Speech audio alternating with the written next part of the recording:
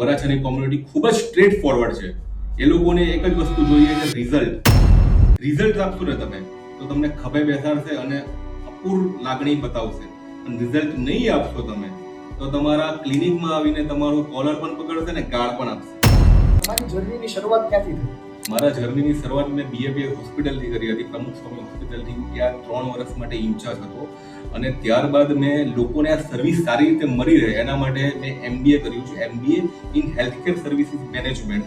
ત્યારબાદ મેં મારા અલગ અલગ ક્લિનિક્સમાં કામ કર્યું અને છેલ્લા 9 વર્ષથી હું વરાછામાં પ્રેક્ટિસ કરી રહ્યો છું કાઠિયાવાડી કોમ્યુનિટી સાથે, તે પણ મસલ કેર ફિઝિયોથેરાપી ક્લિનિકના નામથી. છેલ્લા 9 વર્ષથી તમે અડાજણમાંથી વરાછામાં પ્રેક્ટિસ કરવા માટે આવી રહ્યા છો અને હાલ તમે મોટા વરાછા લજામણી ચોક ખાતે મસલ કેર ફિઝિયોથેરાપી ક્લિનિક ચલાવી રહ્યા છો.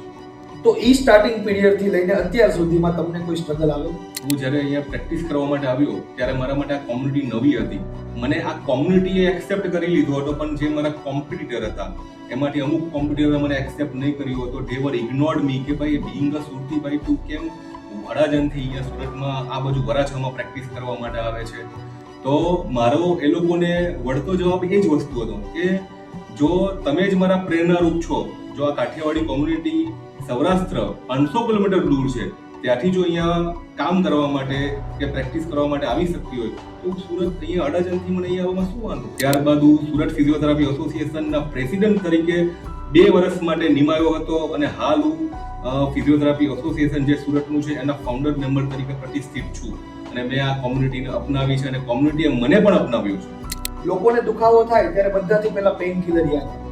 તો તમારા પોઈન્ટ ઓફ વ્યૂથી which is best, pain killer કે ફિઝિયોથેરાપી? પેઇન કિલર એ તમને ટેમ્પરરી રિલીફ આપે છે, એ તમારા બ્રેઇનમાંથી સપ્લાય જે સ્ટિમ્યુલાઈ છે તેને રોકે છે અને ટેમ્પરરી રિલીફ આપે છે, તમને પરમેનન્ટ રિલીફ નથી આપતું. તો હું તમને કહું છું કે શા માટે તમને ભગવાને આપેલું અમૂલ્ય શરીર બગાડો છો આવી પેઇન કિલર ખાઈને? એના કરતાં બેસ્ટ છે કે તમે ફિઝિયોથેરાપી નેચરલ ટેકનિક અપનાવો. તમે લોકોને શું એડવાઇસ આપશો? તમને કોઈ પણ તકલીફ થાય છે, તમે ઘરગથ્થુ ઉપચાર કરો છો, એ 8 થી 10 દિવસ કરો, પછી પણ જો સારું નહીં થાય તો તમે એ તરત ડોક્ટરને બતાવી એનું સચોટ નિદાન કરાવી સારવાર કરાવો. તમે આવી કન્ડિશનમાં બેસી રહો છો ને છેલ્લી ઘડીએ ડોક્ટર પાસે જાઓ છો કે મને સારું કરી નાખો, ત્યારે ડોક્ટર માટે પણ એટલું જ અઘરું હોય છે કે ભાઈ આને કઈ રીતે સારું કરવું અને એનું રિઝલ્ટ પણ એટલું સારું મળતું નથી. આથી કોઈ પણ કન્ડિશનમાં તમે વહેલી તકે સજાગ થાઓ.